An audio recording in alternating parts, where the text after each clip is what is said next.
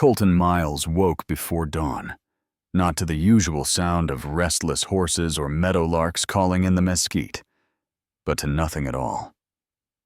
A silence so absolute it seemed unnatural.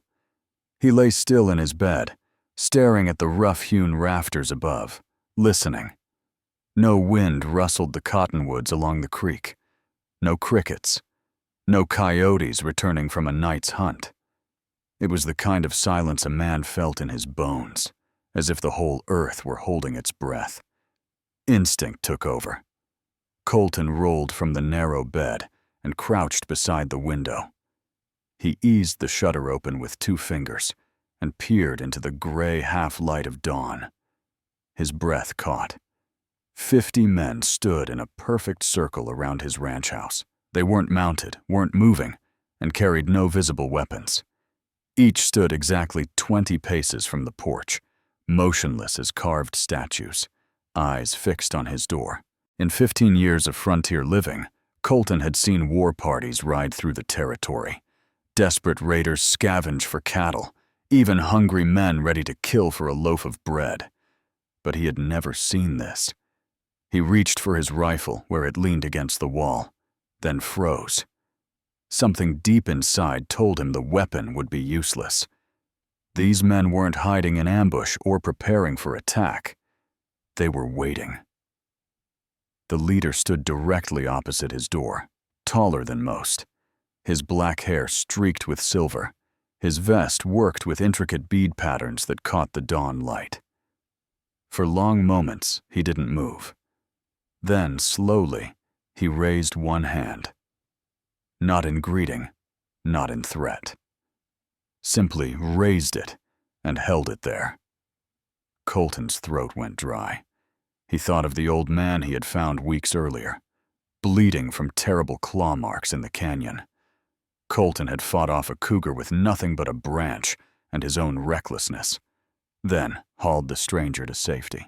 The man had pressed a carved stone into his palm before vanishing into the wilderness. Now, 50 warriors stood outside his door, and Colton knew somehow it was connected. He dressed quickly, buttoning his shirt with unsteady fingers. Through the shutter, he saw their shadows stretch across the yard, pointing like arrows toward his door. His ranch, built with sweat and stubbornness, suddenly felt less like a fortress and more like a coffin. Finally, he opened the door. The leader lowered his raised hand and stepped forward. His voice rang out, deep and resonant, carrying a rhythm like thunder over stone. The words meant nothing to Colton, but they rolled through the morning air with the weight of command. "I don't understand," Colton said, his voice rough. The leader gestured to the carved stone in Colton's hand. He spoke again, slower, as though trying to make the meaning plain. The other warriors remained still, silent witnesses to the exchange. Desperation clawed at Colton's chest. "I saved him," he blurted. "The old man in the canyon. He was hurt. I helped him. That's all I know." The leader's eyes narrowed with something that looked less like suspicion and more like recognition. He pointed toward the east, then to the sky. Then he spoke a single word, clear, deliberate, and this time in English. "Tomorrow." The word cracked the silence like a whip. Before Colton could respond, the warriors shifted as one, tightening their circle as if drawing invisible lines around his land. They weren't leaving. They were settling in, patient as stone, waiting for a dawn that promised judgment. Colton stood on the porch, rifle heavy in his hand, the carved stone burning hot in his palm. He had no idea whether tomorrow would bring honor or his own death, but he knew one thing with absolute certainty. His life would never be the same again. The sun rose higher, painting long shadows across the yard, where the warriors still stood. Not a man had shifted since dawn. 50 figures forming a living wall, their dark eyes fixed on Colton's small cabin as if it were the center of the world. Colton paced inside, his boots thudding softly on the plank floor. Every instinct screamed for him to act, to grab his rifle, mount his mare, and ride hard for town. But he knew better. They weren't here to chase him. They were here to hold him. If he bolted, he'd never make it a mile. He tried to return to his chores, clinging to routine like a drowning man clutching driftwood. He fed the horses in the corral, mended a section of broken fence, hauled water from the well. Every task felt like theater performed before 50 silent judges. His mare snorted uneasily, ears pinned back, refusing to settle. Even the old gelding, usually calm as stone, pawed at the dirt and rolled his eyes white. The animals could feel it too. The pressure in the air, the watchful stillness. When Colton returned to the porch, he froze. Something new lay on the steps. Offerings. A carved wooden bowl, strips of dried meat wrapped in leather, a necklace of polished stones. Gifts left with the precision of men arranging flowers on a grave.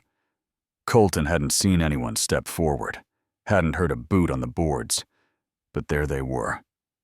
He bent and picked up the bowl. The craftsmanship was astonishing.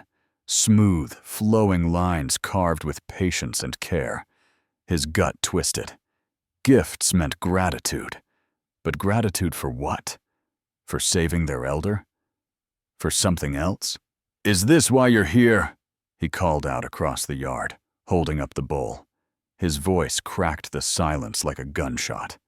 The leader tilted his head, just slightly, as if acknowledging the question. Then he spoke again in that low, resonant language, the words carrying across the air like distant thunder. He pointed to the sun hanging overhead, then raised 2 fingers. Colton frowned. 2. 2 days? 2 people? He didn't know.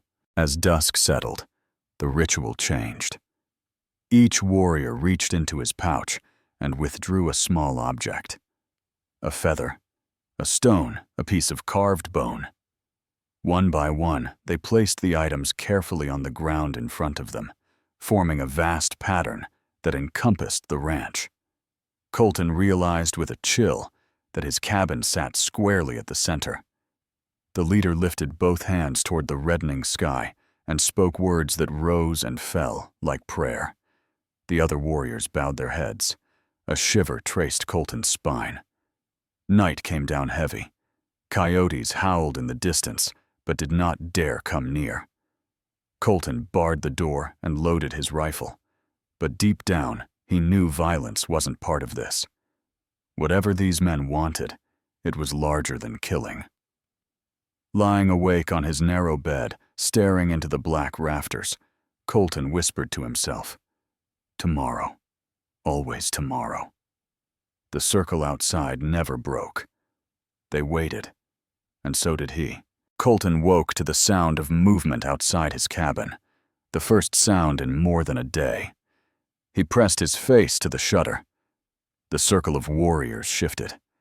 No longer a wall around his land, they realigned into 2 perfect lines, forming a pathway from the edge of the yard to his front porch.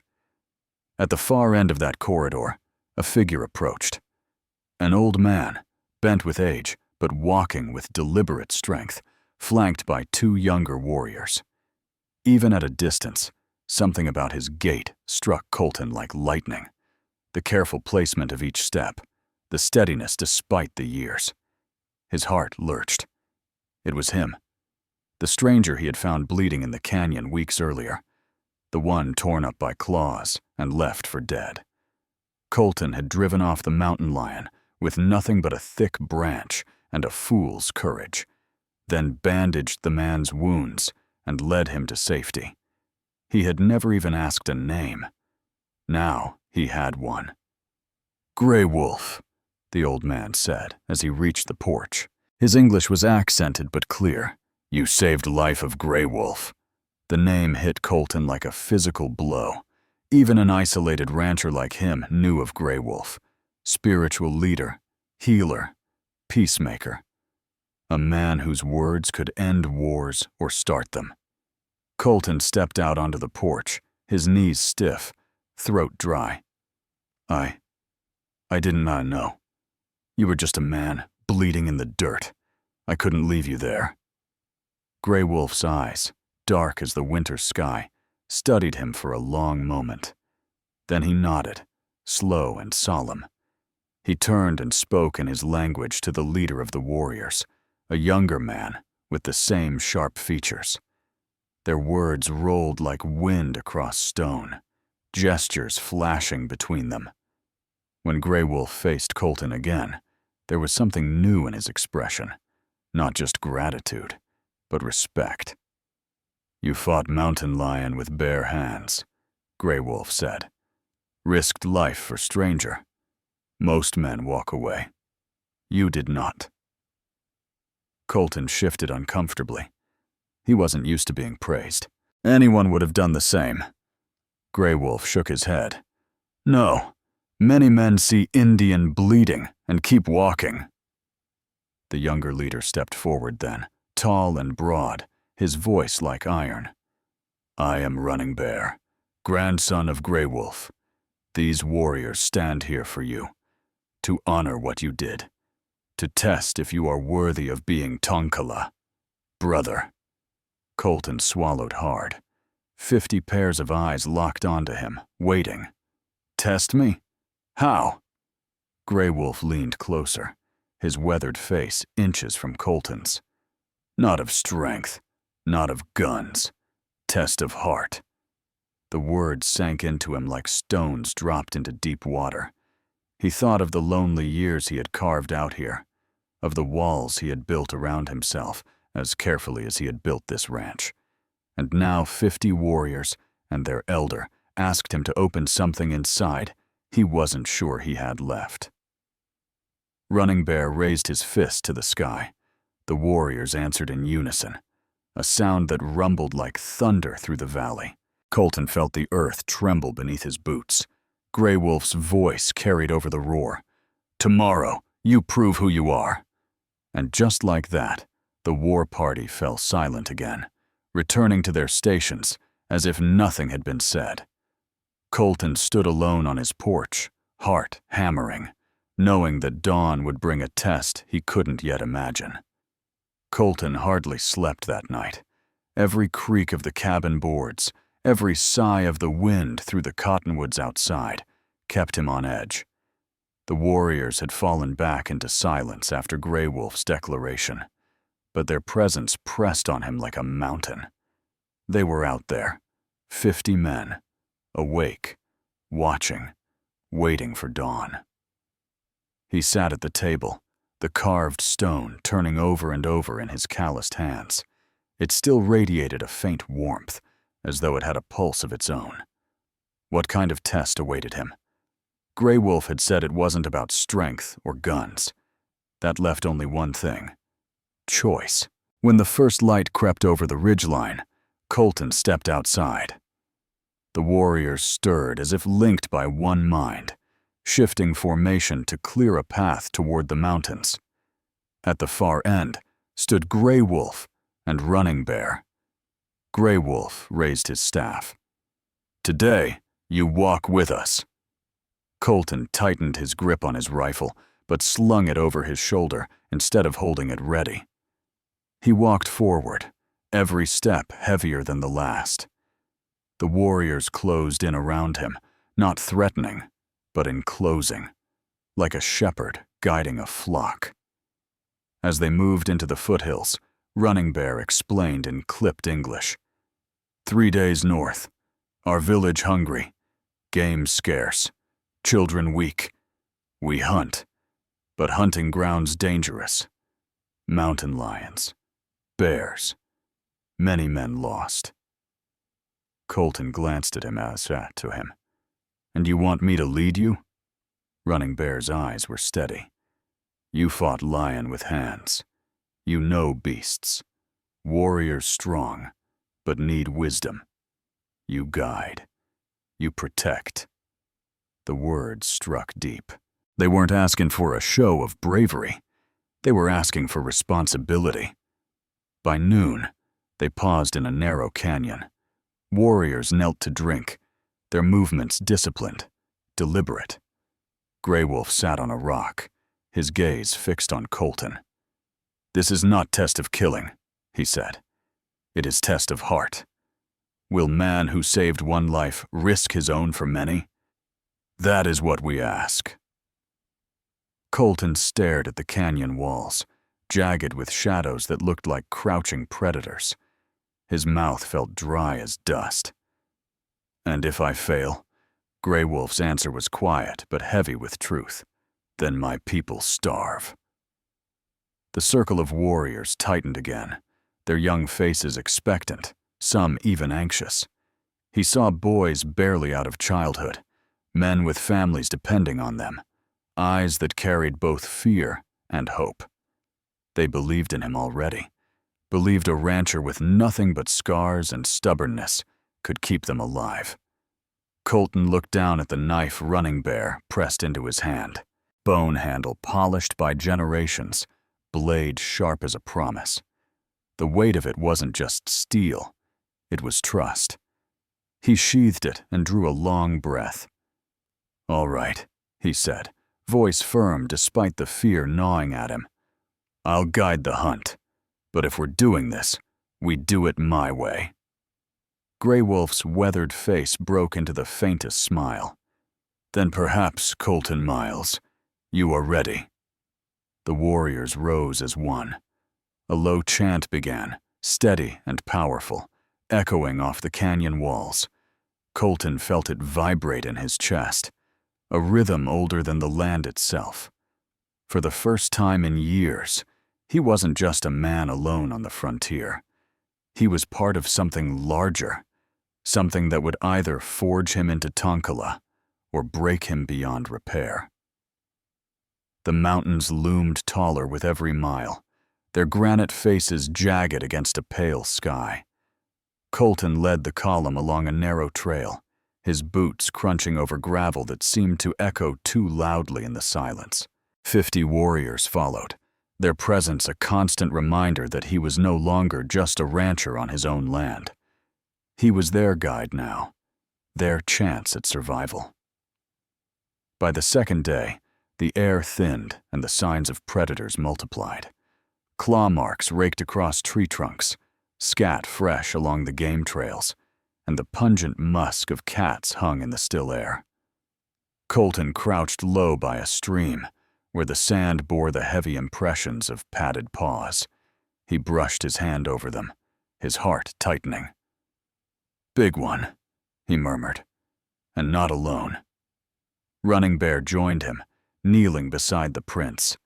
His dark eyes scanned the ground with practiced skill. 2 cats, maybe 3. They hunt together. Colton's jaw clenched. Mountain lions didn't usually share territory, but hunger made beasts break rules. These tracks meant danger layered upon danger. He rose slowly, turning to the warriors. "We push through the canyon ahead. That's where the game will be. But we go in careful. Eyes everywhere. No one moves alone." The younger warriors nodded, though their shoulders were taut with fear. Colton recognized the look. He'd seen it on men marching into gunfire. Courage mixed with the knowledge that not all of them would come back.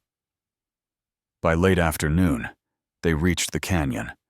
Its walls rose like fortress towers, the floor shadowed by overhanging stone. Colton signaled for the party to halt. He knelt in the dust, drawing lines with his knife to sketch the plan. 2 groups on the ridges, he said. "Make noise. Drive the elk down into the canyon. Nets ready. Spears steady. I'll stay here, near the water." Running Bear frowned. "Alone?" Colton nodded. "The cats won't ignore me. They'll come for the easiest target. That's the point." Greywolf, who had followed the march despite his age, studied him with eyes sharp as hawks. You would offer yourself as bait. Colton met his gaze. Better me than 50 men cut down in the dark. Silence fell. The warriors exchanged looks, then one by one gave small nods. The plan was dangerous, but it carried the scent of survival. At dawn, they set it in motion. Warriors scrambled to the ridges, their silhouettes black against the rising sun. Colton stood alone by the stream, the ancient knife in his hand, its bone handle warm as though it carried the spirit of generations. Minutes stretched like hours. The first elk appeared, cautious at the water's edge, followed by a dozen more driven from the ridges above. Colton raised his hand to signal. Nets dropped. Spears flashed. The canyon filled with shouts and the pounding of hooves. Then he heard it, a low growl rolling out of the shadows behind him.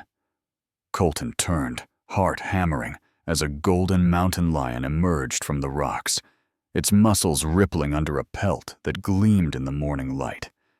Behind it, another shape moved. Then a third.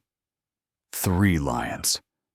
Colton gripped the knife tighter, breath steadying. "All right," he whispered. "Let's dance." The hunt had begun, but it wasn't the elk whose fate would decide whether these men ate or starved. It was Colton Miles against the rulers of the canyon, and there would be no second chances. The golden lion crouched low, its yellow eyes burning with hunger.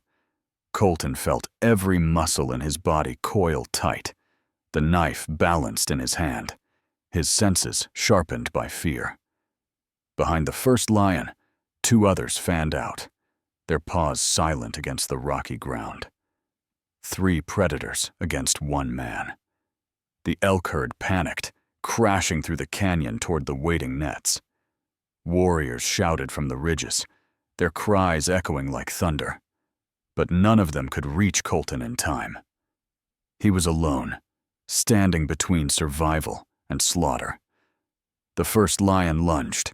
Colton sidestepped, the blade flashing as it sliced across tawny muscle. The beast roared, twisting midair, claws raking the air inches from his chest. The second lion sprang immediately, jaws wide, teeth gleaming. Colton dropped low, rolling into the dust. He came up coughing, his lungs burning, but alive. Running Bear shouted from above, his bowstring twanging. An arrow streaked down and struck the second lion's flank. The beast howled in fury, but didn't fall. Instead, it turned its rage toward Colton, circling with ears flattened, blood darkening its fur. The third lion waited, patient, cunning. It prowled along the edge of the rocks, watching, calculating the moment to strike. Colton knew predators like this.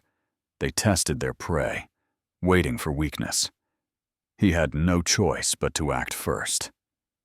"Come on, then!" he roared, raising the knife high. He stamped his boot hard on the rocky ground, kicking up dust. The first lion growled and charged again. This time Colton didn't dodge. He braced, twisted, and drove the blade upward with every ounce of strength he had. The knife sank deep. The lion screamed, its weight slamming into him like a falling tree. Colton hit the ground hard, the breath knocked from his lungs. The beast writhed once, then went still. Blood soaked the dirt around them. The second lion circled closer. Colton staggered to his feet, bruised and gasping, knife dripping red. The cat leaped. Colton swung wildly, but the blow only grazed its shoulder. Claws raked across his arm, tearing through fabric and flesh. Pain seared white-hot, but he held his ground. Above, Running Bear shouted again. 2 more arrows flew, one striking true into the lion's chest. It faltered, snarling, then collapsed only a few feet from Colton's boots. Silence followed, heavy and dangerous. The third lion was gone. Colton spun, scanning the rocks. Sweat dripped into his eyes. His body ached, his arm bled freely, but his grip on the knife stayed strong. Then he heard it, a whisper of stone dislodged above. He glanced up just as the third lion dropped from the ridge, a golden blur of death. Time slowed. He saw the claws outstretched, the gaping jaws, the hunger in its eyes. Colton raised the knife with both hands, bracing for the impact. The lion struck, and the world became dust, blood, and fury. When the chaos cleared, Colton was still standing. The third lion lay at his feet, the ancient knife buried to the hilt in its chest. His knees trembled, his vision swam, but he hadn't fallen. Around him, the warriors erupted in a victorious cry. The nets were full, the elk secured, and Colton Miles had slain 3 mountain lions in a single hunt. Greywolf's voice rose above the others, steady and strong. The spirits have tested him, and he has prevailed. Colton stood in the center of the canyon, chest heaving, blood on his hands, and realized that this day would not just feed the tribe. It would be remembered as legend. The canyon still echoed with the cries of victory long after the last lion had fallen.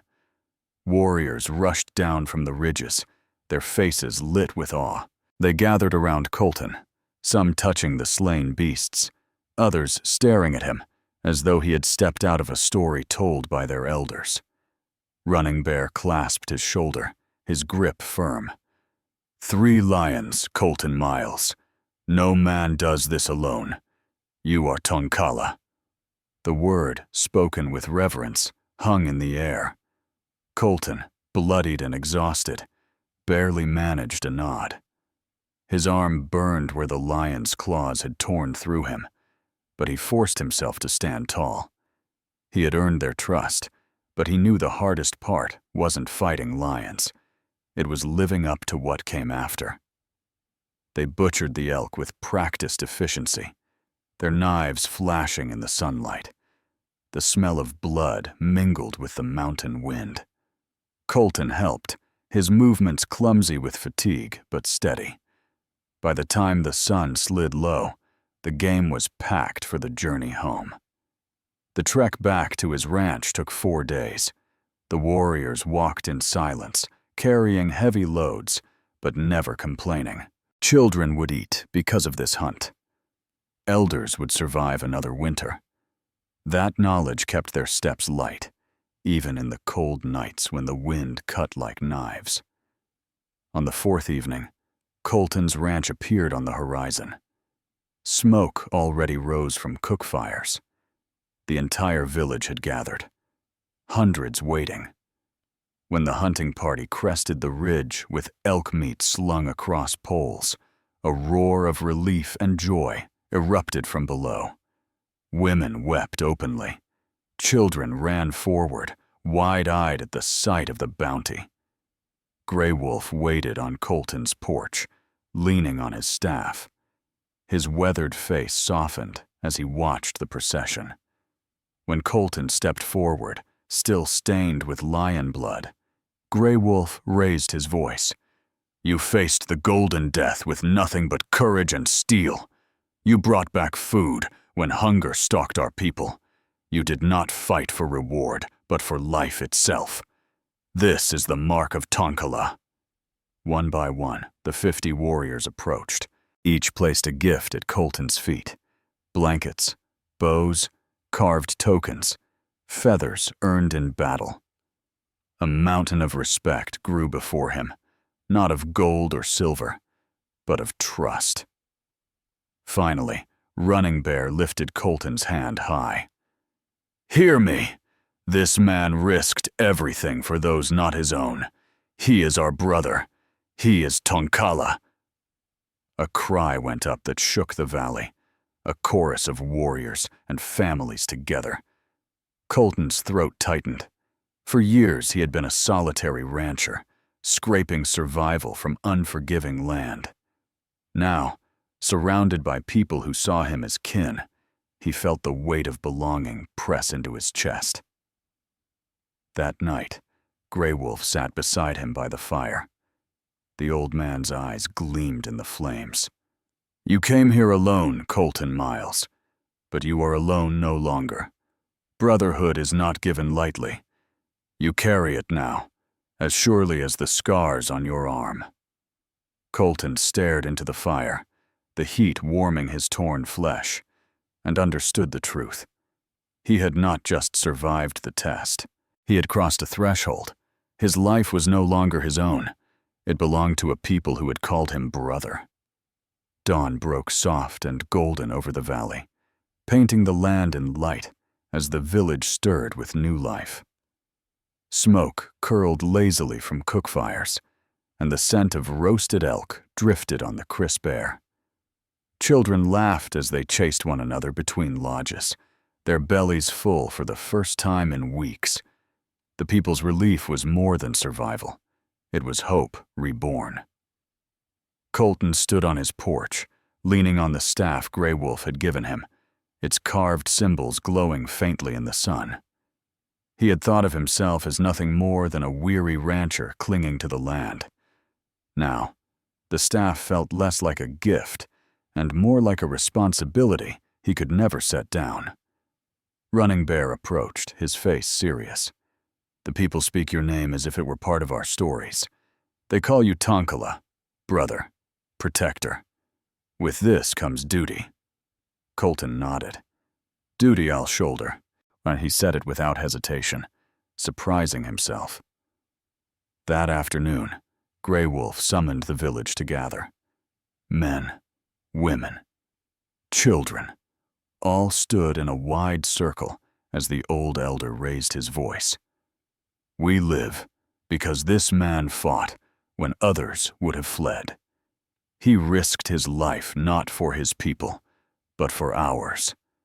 Yet today, we say he is no longer separate. Today, Colton Miles is Tonkala, our kin." A cheer rolled through the crowd, but Greywolf lifted his hand for silence. His gaze turned back to Colton. "With brotherhood comes an oath. Do you, Colton Miles, swear to stand when our children are threatened, to guard this bond as fiercely as you guard your ranch?" Colton's chest tightened. He looked at the faces surrounding him, warriors who had trusted him in the canyon, children who slept without hunger, women whose tears now flowed with gratitude instead of grief. He lifted the staff high. "I swear it. My life is yours as surely as it is mine." The warriors let out a cry that shook the mountains. Women beat drums. Children danced in circles, chanting, "Tonkala, Tonkala," until the name echoed like thunder across the valley. That night, a feast lit the ranch. Elk roasted on spits, songs filled the air, and stories of the hunt spread like wildfire. The young warrior whose brother had died in the mountains sat close to Colton, his eyes no longer hollow, but alight with pride. "Swift Arrow would have been proud," he whispered. Greywolf leaned near, his voice low. "Your courage has given us more than food. You've given us a bridge. For too long, settler and native have lived as enemies. But now, when people speak your name, they will speak of brotherhood." Colton stared into the fire. He hadn't set out to be anyone's savior. He had only acted when a wounded man had needed help. Yet that choice, so simple, so human, had led him here, to this moment where two worlds touched without bloodshed. When the drums quieted and stars spread across the sky, Colton walked alone to the ridge overlooking his ranch. The staff rested heavy in his hand, but his heart felt light. He knew the future would not be easy. There would be challenges, disputes, perhaps even battles ahead. But he was no longer a solitary rancher fighting against the wilderness. He was Tonkala, brother to 50 warriors, protector of a people who had chosen to claim him as their own. As the wind whispered through the pines, Colton lifted his staff to the heavens. "I came here alone," he murmured, "but I'll never walk alone again."